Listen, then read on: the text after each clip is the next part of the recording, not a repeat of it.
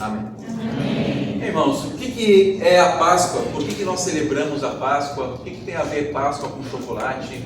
O que tem a ver a Páscoa com ovo? Não, ovo de Páscoa. Nós temos muitas explicações por aí. Todas elas, muitas vezes, se desviam do foco principal. Páscoa tem a ver com o coelhinho da Páscoa, não? O que o coelho tem a ver? Será que é porque ele se reproduz bastante? Porque significa vida? Eu não sei. Existem muitas explicações por aí, até as explicações mais tradicionais, até as explicações mais religiosas, podemos dizer assim, pode ter por detrás disso um certo engano. Hoje aqui no Rio de Janeiro, eu já acordei nessa manhã com músicas de Páscoa. Pessoas fazendo procissão na minha rua sobre Páscoa. Eu escutei hinos religiosos ao fundo, né, com canções relacionadas à Páscoa. Tradicionalmente, pela tradição, nós celebramos a Páscoa. Mas será que nós podemos, você pode celebrar a Páscoa verdadeiramente? Não. Individualmente? Você consegue celebrar a Páscoa? A Páscoa não é como um carnaval, um dia especial onde nós ficamos felizes porque Jesus ressuscitou no terceiro dia. Sexta-feira as pessoas ficam mais enlutadas pela morte de Jesus. Nem comem carne vermelha, talvez por uma questão de consciência. Comem peixe, que não deixa de ser carne, que não deixa de ser sangue. Mas não sei por que peixe. Eu não sei de onde veio. Essa tradição provavelmente veio de alguma instituição religiosa desde o passado. Daí o sábado é um sábado de aleluia. Domingo é o domingo da Páscoa, da libertação. É onde nós estamos mais compenetrados em algumas talvez questões um pouco mais religiosas e tradicionais, como foi bem falado aqui pelo casal Maravilha, não falaram muito sobre tradição, de onde que vem a tradição, né? Porém, o que é Páscoa? O que é Páscoa para você? Jesus ressuscitou, é a ressurreição de Jesus. É a libertação da escravidão. É a vinda do coelhinho. Não, eu não sei. Todas essas respostas são respostas vazias. Como nós vimos aqui no teatro, nós vimos uma encenação de uma libertação. Então, vimos o Tom todo alegre, feliz, né? Dando tchau para todo mundo. E ainda que ele passasse por algum tipo de dificuldade e desprezo de algumas pessoas, que só estão, por causa do interesse pessoal dessas pessoas, não? Que simplesmente elas querem comer, se proteger da chuva, do frio, não, saciar a sua própria sede, e depois que têm os seus desejos atendidos, eles vão embora, menosprezam, conseguiu o que eu queria, né? Pessoas que desprezam a ajuda quando a pessoa não tem mais com o que ajudar, né? Elas se tornam pessoas completamente ingratas, né? Mas mesmo assim, uma pessoa grata, né? O Tom, eu sei que o Tom é muito grato, amém? E ele não se deixou bater por isso, e o que aconteceu foi que ele teve uma oportunidade de tirar das garras de Satanás, representado pelo Miguel. Então, e por conta disso, o Miguel, ou seja, que ainda que tenha o nome de anjo, né?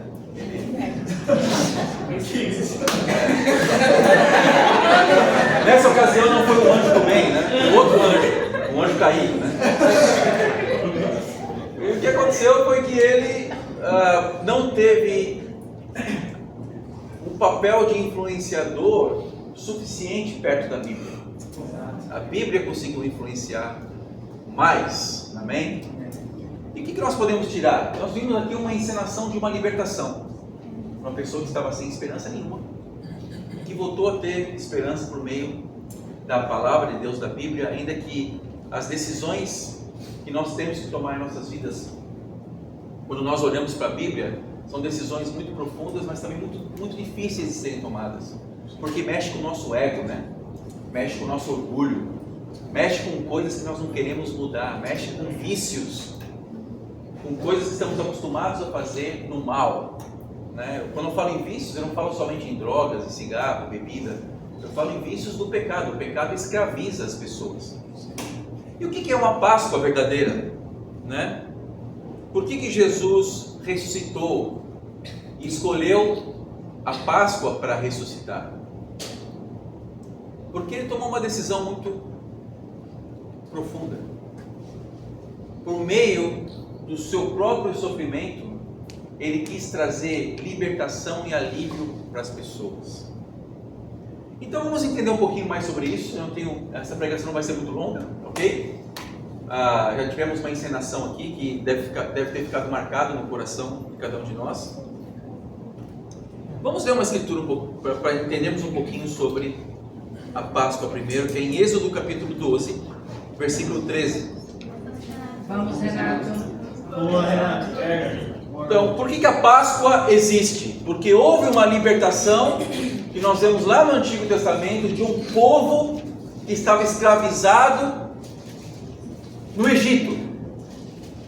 Então precisou haver uma ação de um homem corajoso chamado Moisés, que atendeu ao chamado de Deus, para trazer a esse povo uma libertação, para eles saírem daquela escravidão física, para que eles pudessem caminhar rumo a uma esperança de encontrarem uma terra que Deus prometeu, por isso chama Terra Prometida. E no capítulo 12 de Êxodo, versículo 13, diz o seguinte: aconteceu ali algo muito especial, algo fundamental, para que o povo pudesse ser liberto, ainda que depois fosse perseguido pelo faraó. O que aconteceu foi o seguinte, versículo 13: o sangue será um sinal para indicar as casas em que vocês estiverem. Quando eu vir o sangue, passarei adiante. Essa parte, passarei, é Páscoa, passagem, é o significado é o significado da palavra Páscoa, ok? Passarei adiante. A praga da destruição não os atingirá quando eu ferir o Egito.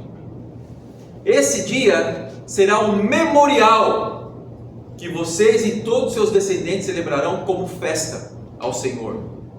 Celebrem-no como decreto perpétuo. Uau! Então eles passaram em um determinado momento no batente de suas portas o sangue do cordeiro.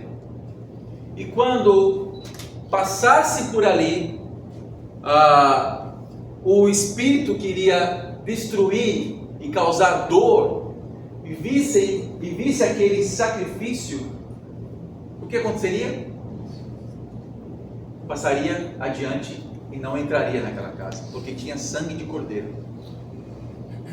E todas as casas que não tinham sangue de cordeiro, houve morte, houve destruição dos primogênitos. Olha que interessante.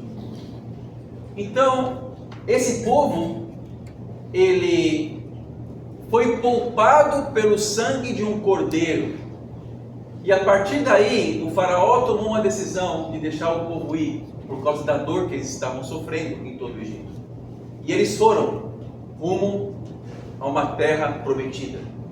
Em determinado momento, o faraó se arrependeu de ter deixado o povo ir e começou a perseguir com raiva e ferozmente o povo de Deus.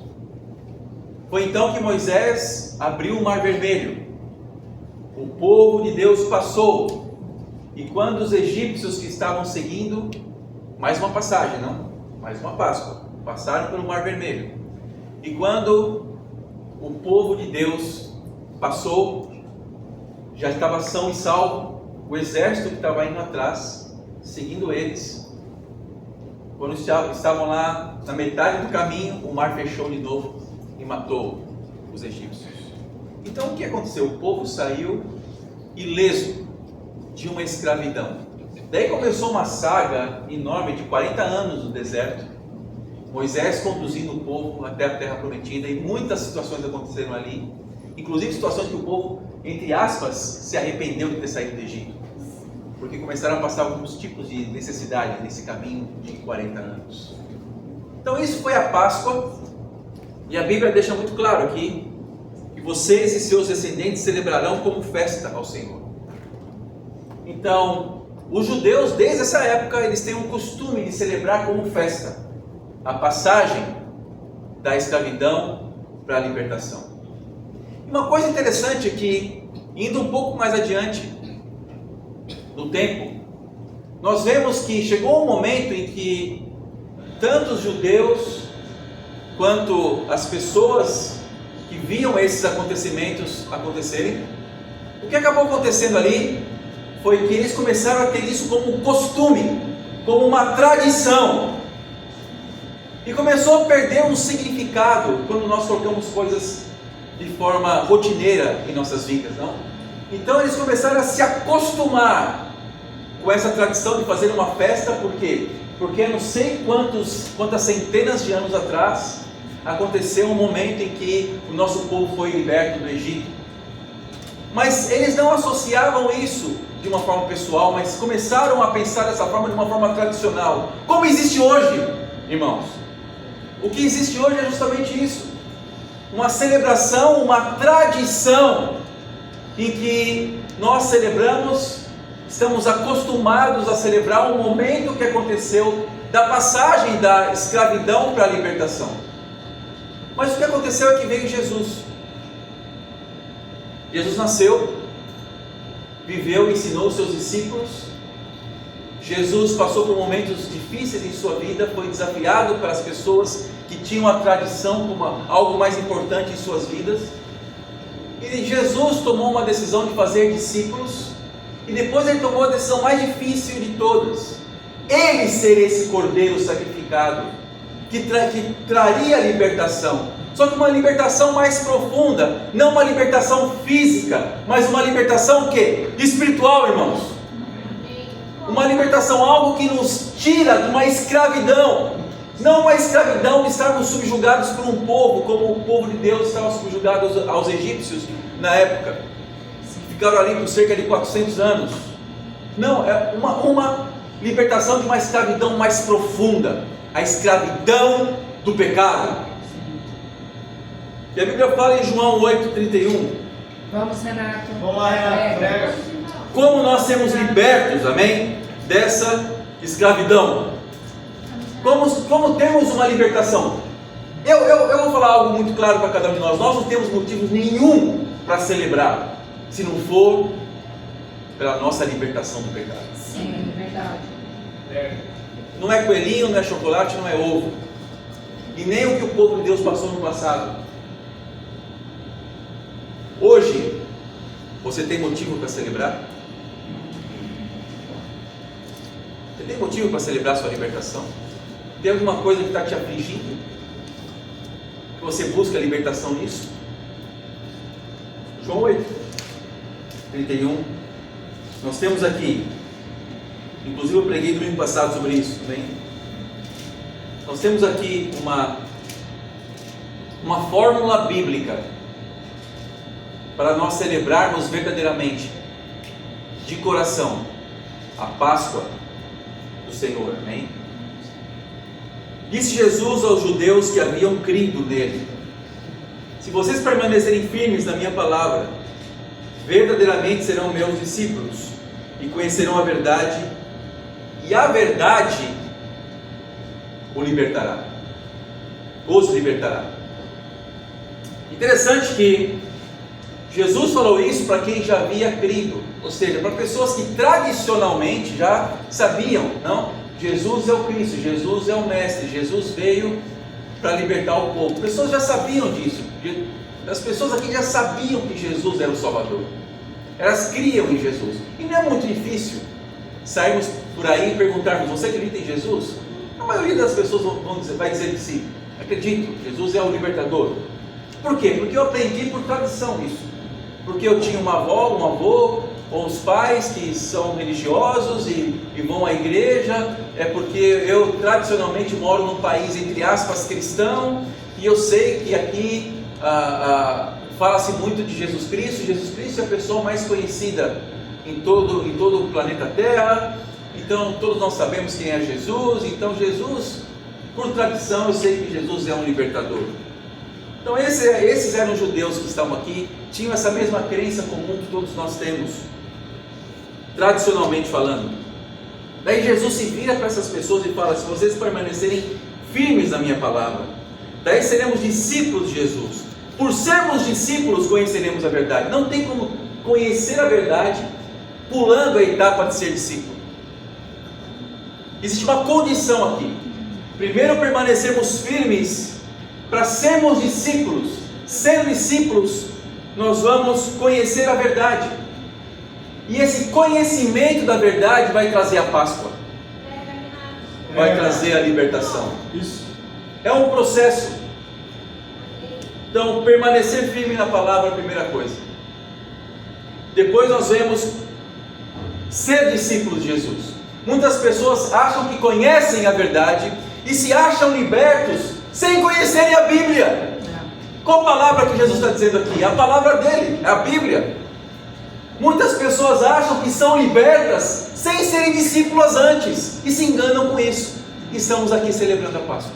Muito bom, Renato. Essa é a celebração tradicional hipócrita desse mundo. A pergunta é: você tem essa hipocrisia? Se você não é um discípulo de Jesus e celebra a Páscoa, você é um hipócrita. É o que Jesus está dizendo aqui. Porque a Páscoa é a libertação. É uma palavra forte, não? Eu não gosto de falar palavras fortes por mim mesmo, pela minha própria natureza humana. Mas eu estou na Bíblia. Você acredita em Jesus? Sim, eu acredito em Jesus e sou liberto por Ele. Ok, irmão, mas você está no processo? Permaneceu firme na palavra? É um discípulo de Jesus? Por isso você conheceu a verdade, essa verdade está te libertando? Ou tem alguma coisa agarrando aí? Você lê a Bíblia todos os dias? Mas todos os dias você lê a Bíblia? Aonde está escrito na Bíblia que eu preciso ler todos os dias? Não está escrito na Bíblia que você precisa ler todos os dias, mas seu coração tem que ser de ler todos os dias, porque a palavra traz vida para você. Você lê todos os dias a Bíblia e você permanece nela, na palavra, e por conta disso você é um discípulo de Jesus. Você é uma discípula de Jesus. O que é um discípulo? É aquele que imita Jesus Cristo, aquele que faz o que Jesus fez, é aquele que faz discípulos. Um discípulo tem por objetivo fazer discípulos, e tem condições para ser um discípulo, tem que carregar cada dia a sua cruz. Está lá em Lucas 9 e também em Lucas 14. Tem que amar mais a Jesus do que você ama a si mesmo, e até mesmo mais do que você ama seus pais e seus filhos. Mas essa é uma palavra muito forte, uma palavra muito dura. E é por conta dessa palavra dura que muitos lá em João 6 abandonaram Jesus. Porque ele falou que ele era o maná do deserto, ele era o pão, ele era o corpo dado por cada um de nós. E eles acharam essa palavra muito dura e abandonaram. Sabe, uma vida liberta, uma vida que celebra a Páscoa, ela começa com uma vida de discípulo que permanece firme na palavra. Amém? Eu quero inspirar cada um de nós, amém? A termos esse coração. A Páscoa tem sentido para cada um de nós à medida em que nós damos sentido em nossas vidas, que nós nos libertamos dos nossos pecados. Então eu quero dar um desafio para cada um de nós, a todos que nos visitam aqui. Faça uma lista de pecados, faça uma lista de coisas que talvez fazem com que você não tenha a liberdade em Cristo. Aproveita o dia de Páscoa. Aproveita a Páscoa para ter sentido na sua vida. Se eu estou entre uma celebração hipócrita e uma celebração verdadeira, qual decisão que eu vou tomar? Vou continuar na hipocrisia, celebrando a Páscoa e ficando feliz, anestesiando minha consciência? Ou eu vou fazer uma lista de pecados, coisas que eu faço, que talvez estejam me escravizando. Quais são essas coisas? Impureza sexual? Masturbação? Sexo antes do casamento? Não consigo viver sem isso. Mentiras, fofocas, orgulho. A coisa que mais impede as pessoas de se voltarem para Jesus, isso eu falo por experiência. Quando nós estudamos a Bíblia com as pessoas, é um pecado chamado orgulho. Vamos terminar essa pregação com uma escritura que fala sobre isso também. 1 Coríntios 5 fala sobre a Páscoa também. E também fala sobre esse pecado. 1 Coríntios 5, versículo 6. Vamos lá, Renato. Vamos lá, Renato. Prega. Meu irmão. Diz o seguinte: o orgulho de vocês não é bom. Vocês não sabem que um pouco de fermento faz toda a massa ficar fermentada? O contexto em que Paulo fala isso era um contexto de imoralidade que estava acontecendo entre eles. Mas ele fala do orgulho. Por quê? Porque o ponto não é a imoralidade principal. Porque se existia imoralidade, existia a possibilidade das pessoas se arrependerem. E as pessoas não queriam se arrepender por causa do orgulho. Então ele fala do orgulho, que é o que mais impede as pessoas de se arrependerem. Quando o orgulho acontece? Quando eu me deparo com a verdade e arrumo uma desculpa, fico mal com alguém que falou essa verdade comigo, sabe, me desanimo, esboço um tipo de depressão ali, sabe, me vitimizo, falo que você não sabe qual é o meu passado, já está falando essas verdades para mim. Então orgulho é quando nós colocamos impeditivos. A questão a sua igreja dá oferta e eu não quero dar oferta, ou a sua igreja faz com que as pessoas tenham que se reunir todo domingo, eu não tenho assim esse compromisso de estar todo domingo ali, porque eu tenho às vezes que escovar o dente do meu cachorro, sei lá, tenho que lavar meu carro, fazer alguma coisa, então eu não quero assumir esse compromisso, entende? Eu não sei qual é o impeditivo quando alguém fala a verdade para você, mas aqui o impeditivo das pessoas se arrependerem aqui em Corinto era o orgulho. Orgulho é isso, é quando escutamos a verdade e ficamos com raiva, ficamos autopiedosos, ficamos com pena de si mesmo, ai coitadinho de mim, e não queremos fazer o que tem que ser feito. É isso que é orgulho. Então não tem como celebrar Páscoa assim, porque não tem libertação nenhuma. Orgulho são as algemas que nos prendem. Então Paulo fala, vai chegar na Páscoa aqui, tá bom? Vamos lá, vamos continuar.